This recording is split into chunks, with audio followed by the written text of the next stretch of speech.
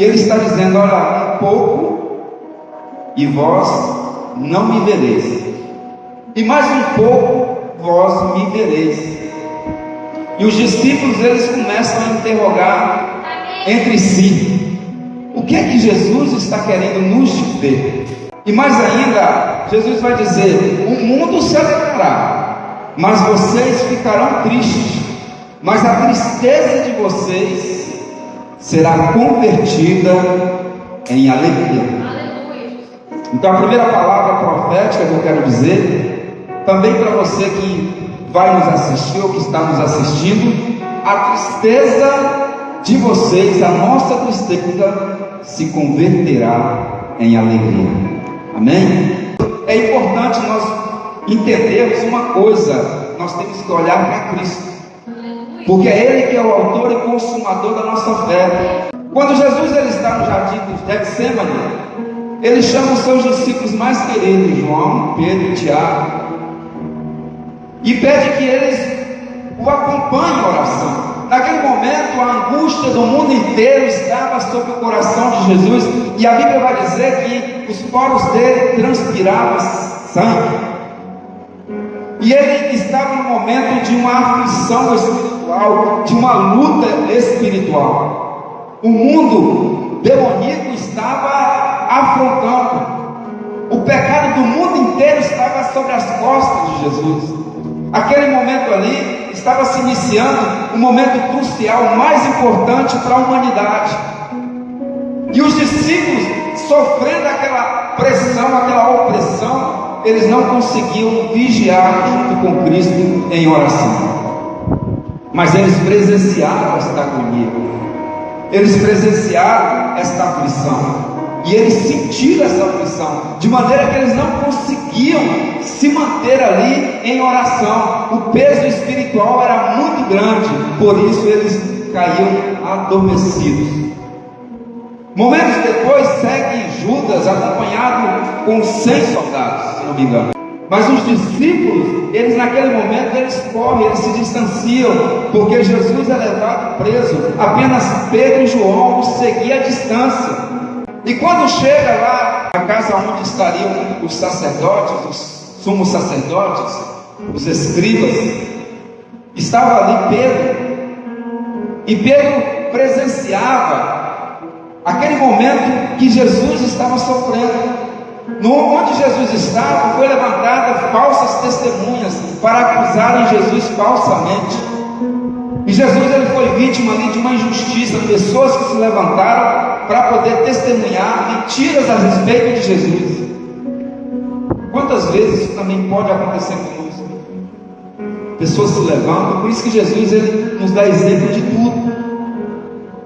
Jesus ele nos fala de tudo que pode acontecer na nossa vida, porque ele também viveu. Se você é vítima de injustiça, se alguém levanta calúnia contra você, saiba que Jesus também sofreu tudo isso. E ele disse: olha, eu venci todas essas coisas e vocês também vencerão. E os discípulos, ali Pedro, acompanhou este fato. Imagina que ele está presenciando, ele tem aquele fato onde ele vai negar Jesus, aonde ele vai ser interrogado. Olha, você também é um dele, você também tem seguido a Cristo, você faz parte do grupo dos 12 que andam com ele. E ele vai dizer assim: eu não conheço o Senhor. Momentos antes, quando ele estava ali declarando fidelidade, Jesus vai virar para ele e dizer: olha, saiba de uma coisa, nesta noite, antes que o galo cante, 3 vezes tu me negarás. Isso quer dizer da humanidade de Pedro, que naquele momento de aflição, ele querendo não ser também acusado, como Jesus estava sendo acusado injustamente, ele negou Jesus. Mas depois que o galo cante, ele se lembra daquela situação e entristece grandemente. Eles acompanharam Jesus no caminho do Gólgota, carregando aquela pesada cruz, uma cruz que não era dele. Eles acompanharam Jesus sendo crucificado. Às vezes nós precisamos nos colocar na situação dos discípulos naquele momento. Porque nós precisamos acompanhar Jesus no momento de aflição.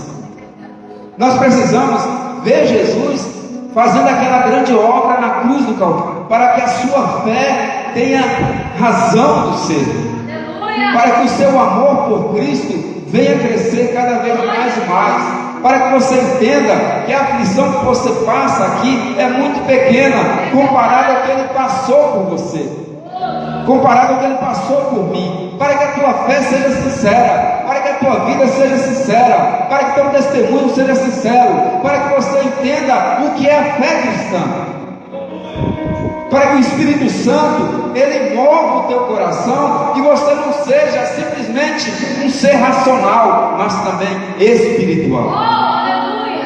Que o seu coração não seja de pedra, mas que ele seja amolecido e você sinta a presença do Espírito Santo. Era sexta-feira e os discípulos presenciaram a hora que Jesus vai expirar na cruz do Calvário, e Ele vai dizer: rende o meu espírito, rende o meu espírito. É sábado, porque sexta-feira, ao chegar às 5 horas da tarde, para os judeus já é sábado, nenhuma obra poderia ser feita, e Jesus vai ser sepultado. Ali um rico chamado José de Arimateia, e ele cedeu o sepulcro para Jesus. Mas os discípulos não entenderam quando ele disse: um pouco e não me vereis. Porque naquele momento os discípulos ficaram sozinhos. Imagine que durante 3 anos e meio eles estavam com a companhia maravilhosa de Jesus. Imagine que os discípulos, em momentos de tristeza, ele era consolado por aquele que é o autor da fé.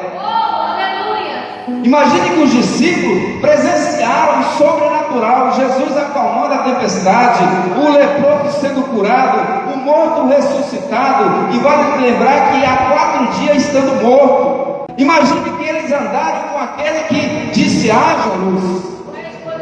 A experiência que os discípulos tiveram é a maior experiência de todo o universo. Não havia solidão. Eles em momento algum se sentiriam sozinhos, porque a companhia de Jesus era o suficiente para preencher todo o vazio que eles antes tinham. Eles abandonaram seus afazeres. Pedro era pescador, Mateus publicano, e agora eles seguiam Jesus. Pergunta para ele: alguma coisa falta para vocês? Não faltava nada, porque se Jesus está contigo, não lhe falta nada. Saiba que você pode estar passando por aflição, por momentos difíceis, comparando a um barco no meio de uma tempestade. Se ele estiver no barco, vai dar tudo certo. O vento vai se acalmar, a tempestade vai passar. Para que a gente entenda esse momento de tristeza, é porque naqueles momentos ele viu, tirou de nós aquele que nos dava esperança. Quando ele vê Jesus, eles vê Jesus morrendo na cruz do Calvário, uma tristeza muito grande inunda o coração deles. Naquele momento, o mundo estava alegre. Haviam aqueles que zombavam de Jesus, aqueles que diziam: se tu és o Filho de Deus, desça desta cruz, salva a ti mesmo, esses que estão aí do seu lado. A respeito dos 2 salteadores. Então, os discípulos choravam. Os discípulos estavam profundamente tristes. E quando Jesus ele expira na cruz do Calvário, a esperança saiu do coração dos discípulos. Uma tristeza inundou eles. Pedro voltou à velha prática, voltou a pescar, chamou os discípulos de Jesus para o ajudar numa pescaria. Quando o momento era deles se reunirem, estar em oração, porque Jesus havia de ressuscitar no 3º dia. Eles esqueceram que Jesus havia de ressuscitar no 3º dia. Jesus havia informado. Mateus capítulo 16, versículo 21. Ele vai dizer, como eu já disse agora há pouco: eu vou para Jerusalém, e eu vou padecer nas mãos dos escribas, dos sacerdotes, dos anciões, e eu serei morto, mas no 3º dia eu ressuscitarei. Os discípulos não compreenderam. Maria, ao ir ao sepulcro no primeiro dia da semana, achando que ia embalsamar, porque não teve como fazer isso na sexta, porque a hora já era vencida, e a partir das 5 horas da tarde nenhuma obra eles poderiam realizar. Ela não entendeu que Jesus havia anunciado: não, ao terceiro dia eu vou ressuscitar. Era para eles já estarem num lugar reunido, esperando que Jesus viesse se apresentar, porque ele iria ressuscitar ao terceiro dia. Mas Maria, quando chega no sepulcro, vê a pedra removida, ela vai chorar. Ela não vai entender. Maria era uma das discípulas de Jesus, mas finalmente ele vai aparecer aos homens, e aquela tristeza vai se cumprir o que ele disse, porque aquela tristeza vai se transformar em alegria. Aquela angústia, aquela solidão, aquela falta de esperança, agora vai se tornar certeza. E a alegria deles agora é muito grande, porque eles vão tocar em Jesus, eles vão sentar com Jesus, eles vão ceiar com Jesus, sabe? Eles vão ver Jesus agora ressuscitado, aquele que aparece num cenário todo fechado, não precisam de portas para adentrar o local. Ele vai ver Jesus agora na beira da praia. A alegria vai inundar o coração deles, porque aquele que desceu até as profundidades da terra agora ressuscitou, e vai fazer toda a diferença na vida dos discípulos. De que mais nós precisamos? Nós precisamos de Jesus, porque Jesus, ele é o caminho, ele é a verdade, a vida. Porque Jesus é aquele que te convida: vinde a mim todos vós que estáis cansados e sobrecarregados, e eu vos aliviarei. Jesus é aquele que diz assim: em mim vocês têm paz.